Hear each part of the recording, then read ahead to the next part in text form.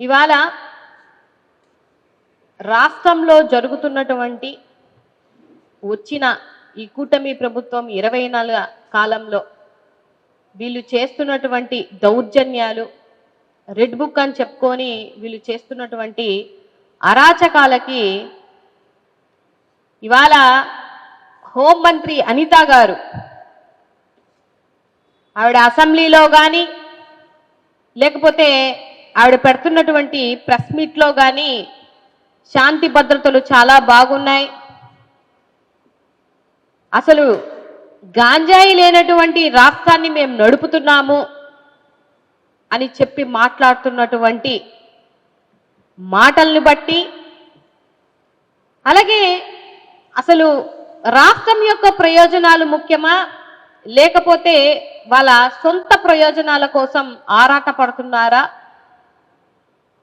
లేదు ఆడబిడ్డల యొక్క రక్షణ కోసం పోరాడుతున్నారా లేకపోతే ఆడబిడ్డల్ని భక్షించుకోవడానికి పోరాడుతున్నారా అన్న విషయాన్ని కొన్ని ఉదాహరణలతోటి కొన్ని రుజువులతోటి ఇవాళ ప్రెస్ మీట్ పెట్టడం జరిగింది. సో ఈ ప్రెస్ మీట్కి వచ్చినటువంటి మీడియా మిత్రులందరికీ కూడా నా హృదయపూర్వక ధన్యవాదములు. నిన్న మొన్న రీసెంట్గా మన హోంమంత్రి అనిత గారు ప్రెస్ మీట్ పెట్టారు. ఎప్పుడు ఆవిడ ప్రెస్ మీట్ పెట్టినా కూడా నాతో పాటు రాష్ట్రంలో ఉన్నటువంటి మహిళలందరూ ఎదురు చూస్తారు. ఏమని? ఎప్పుడైనా ఆడబిడ్డల కోసం మాట్లాడుతుందా, ఎప్పుడైనా ఆడబిడ్డల రక్షణ కోసం యాక్షన్ తీసుకుంటున్నాను లేకపోతే కొత్త చట్టాలు తీసుకొచ్చానని చెప్పుద్దా, లేకపోతే ఒక మైనర్ బాలికని డ్రమ్ములో పెట్టి హత్య చేస్తే ఏ రోజన్నా వచ్చి ప్రెస్ మీట్ పెట్టి మాట్లాడుతుందా అని ఎదురు చూస్తాం. కానీ మన హోంమంత్రి అనిత గారు మాత్రం కేవలం జగన్మోహన్ రెడ్డి గారిని తిట్టడానికి, కేవలం ఆవిడ స్వలాభానికి చేకూర్చేటువంటి అంశాలు ప్రస్తావించడానికి మాత్రమే ఆవిడ ప్రెస్ మీట్లు పెడుతుందన్న విషయాన్ని పదే పదే ఆవిడే రుజువు చేసుకుంటున్నటువంటి విషయం. దీనికి నేనేం ప్రత్యేకించి చెప్పాల్సిన అవసరం లేదు. ఇవాళ దగ్గరగా ఒక 3 గంటలు జగన్మోహన్ రెడ్డి గారు ప్రెస్ మీట్ పెట్టి లెక్కలతోటి రుజువులతోటి మీ చెంపలు చెల్లుమనే విధంగా ఆయన ప్రెస్ మీట్ పెడితే వాటి కోసం వచ్చి ఏ రోజు మీరు ప్రెస్ మీట్లు పెట్టరు. పెట్టడానికి మీ దగ్గర ప్రూఫ్లు, రుజువులు, సబ్జెక్ట్ ఉంటాయి కదా. ఎందుకంటే హాఫ్ నాలెడ్జ్ మాటలు, హాఫ్ నాలెడ్జ్ సబ్జెక్ట్ తోటి కూర్చొని మాట్లాడితే రాష్ట్రంలో ఉన్నటువంటి ప్రజలు హర్షించరు. నిన్న మొన్న చూశాను ప్రెస్ మీట్ పెట్టి, నువ్వు ఎవడివి జగన్ అని చెప్పేసి ఒక ఎక్స్ సీఎం అనే మర్యాద కూడా లేకుండా నోటికి ఏదొస్తే అది అధికార మదం, అధికార అహంకారం నెత్తినెక్కితే మాటలు ఇలాగే మాట్లాడతారు, మాటలు ఇలాగే జారుతారు. ఇవాళ నేను అడుగుతున్నాను హోంమంత్రి అనిత గారిని, మీరు ఈ రాష్ట్రానికి హోంమంత్రి పదవిలో ఉన్నారా లేకపోతే హెరిటేజ్కి మంత్రిగా ఉన్నారా లేకపోతే హెరిటేజ్కి మార్కెటింగ్ ఎగ్జిక్యూటివ్గా ఉన్నారా లేకపోతే మేనేజర్గా ఉన్నారా? ఎందుకని అంత ఒత్తాసు తీసుకొని హెరిటేజ్ కోసం అంత తాపత్రపడిపోయి అంత ఆరాటపడిపోతున్నారు? ఆ కంపెనీకి సంబంధించినటువంటి సిఇఓ ఉంటారు కదా, సిఎఫ్ఓ ఉంటారు కదా, మార్కెటింగ్ మేనేజర్లు ఉంటారు కదా, లేకపోతే ఆ సంస్థకి సంబంధించినటువంటి వాళ్ళు ఎవరో ఒకరు వచ్చి ప్రెస్ మీట్లు పెడతారు. రాష్ట్రానికి హోంమంత్రి పదవిలో ఉండి ఇవాళ నువ్వు వచ్చి ప్రెస్ మీట్లు పెడుతుంటే ఎంత నిసిగ్గుగా ఉంది తెలుసా? కింద కామెంట్లన్నా చదువుకుంటున్నారో లేదో. మీరు పెట్టిన ప్రెస్ మీట్ల కిందైనా లేకపోతే వేస్తున్న మీమ్స్నైనా లేకపోతే మీ మీద పడుతున్నటువంటి ఏమంటారు ట్రోలింగ్ అయినా మీరు అబ్జర్వ్ చేస్తున్నారో లేదో నాకు అర్థం అవ్వట్లేదు. కానీ ఎంత మాత్రం నిసిగ్గుగా ఇవాళ వచ్చి హెరిటేజ్ని కాపాడడానికి ఇక్కడైతేనేమి అసెంబ్లీలో అయితేమి అచ్చెన్నాయుడు గారు కూడా పాపం ఆవేశంతో ఊగిపోతున్నారు ఆయన.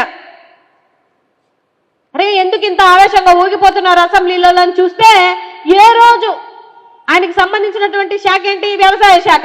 ఏ రోజు రైతు కోసం ఇంతలా అడగరు, ఏ రోజు రైతుకి గిట్టుబాటు ధర లేదని ఇంత బాధపడరు, యూరియా దొరకలేదని బాధపడరు, అరే రైతు ఆత్మహత్య చేసుకుంటున్నారని బాధపడరు, రైతు భరోసా ఇవ్వలేదే మనమని బాధపడరు. కానీ హెరిటేజ్కి ఏదో ఇప్పుడు కష్టం వచ్చిందని చెప్పేసి మీ మంత్రులందరూ ఇవాళ అసెంబ్లీలో ఊగిపోతుంటే మాత్రం చాలా హాస్యాస్పదంగా ఉంది. ఇది రాష్ట్రంలో ఉన్నటువంటి ప్రజలు గమనించాలి. రాష్ట్ర అభివృద్ధి కోసం వీళ్ళు పాటుపడుతున్నారా? రాష్ట్ర ప్రజల యొక్క ఆరోగ్యాలు వాళ్ళ యొక్క అవసరతల కోసం పాటుపడుతున్నారా? లేకపోతే వీళ్ళ స్వలాభాల కోసం, రాజకీయాల కోసం వీళ్ళు రెచ్చిపోయి ఊగిపోయి అసెంబ్లీలో మాట్లాడుతున్నారా అనేది గమనించాలి. ఇవాళ నేను హోంమంత్రి అనిత గారిని అడుగుతున్నాను, ఒక ఎక్స్ సీఎం అయ్యి నుండి బుద్ధి లేదు, జ్ఞానం లేదు, నీ మెంటల్ స్థితి బాలేదు, నువ్వు ఎవడివి అని విచ్చలవిడిగా మాట్లాడుతున్న హోంమంత్రి అనిత గారు, నేను అడుగుతున్న వాటికి కొన్నిటికి సమాధానాలు చెప్పు. నీలాగా అడ్డగోలుగా నోరుందని నేను ఏది పడితే అది మాట్లాడను, కానీ సబ్జెక్ట్ పరంగానే నిన్ను ప్రశ్నించాలి అనుకుంటున్నాను సభాముఖంగా. శాంతి భద్రతలు చాలా బాగున్నాయి, ఈ రాష్ట్రంలో చాలా ఉద్ధరించేస్తున్నాము అని మాట్లాడుతున్నటువంటి అనిత గారికి ఆంధ్ర రాష్ట్రంలో ఆంధ్ర పోలీస్ గవర్నమెంట్ డిపార్ట్మెంట్ నుంచి తీసినటువంటి ఈ ఇన్ఫర్మేషన్ ని ఒకసారి జాగ్రత్తగా జూమ్ చేస్తే డెఫినెట్ గా అసలు ఈ రాష్ట్రంలో క్రైమ్ రేట్లు ఉన్నాయా, పెరిగాయా, అది మీ లెక్కల ప్రకారమే చెప్తున్నా. నేను మీలాగా దొంగ లెక్కలు చెప్పాను, కానీ మీ లెక్కల ప్రకారం మీ వెబ్సైట్ లో తీసుకుంటే గత సంవత్సరంలో దగ్గరగా 1,80,278 అగత్యాలు జరిగాయి, అన్ని క్రైమ్స్ జరిగాయి.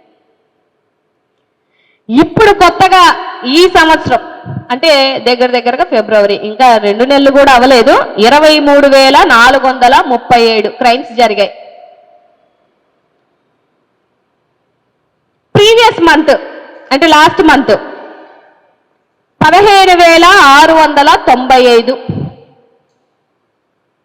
కరెంట్ మంత్ ఈ మంత్ 7,742. నిన్న అంటే నాకు తెలిసి నిన్న మొన్న ఆవిడ ప్రెస్ మీట్ పెట్టింది కదా, 391. మీరు అసెంబ్లీలో నిసిగ్గుగా దొంగ లెక్కలు చెప్తున్నప్పుడు అప్పటికే జరిగినటువంటి అగత్యాల లిస్ట్ ఇది. మరి దీనికి మీరు సమాధానం చెప్పాలి కదా,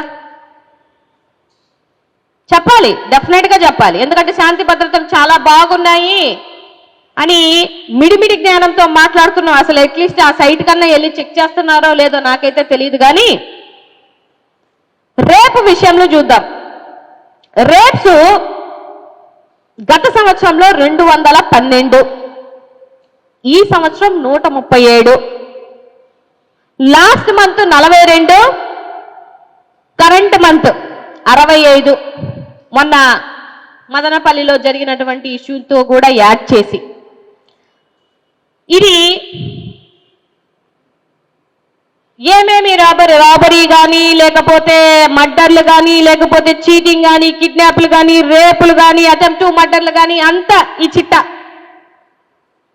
సో ఓవరాల్ గా చూసుకుంటే గత సంవత్సరంలో 16,338, ఈ సంవత్సరంలో 13,040.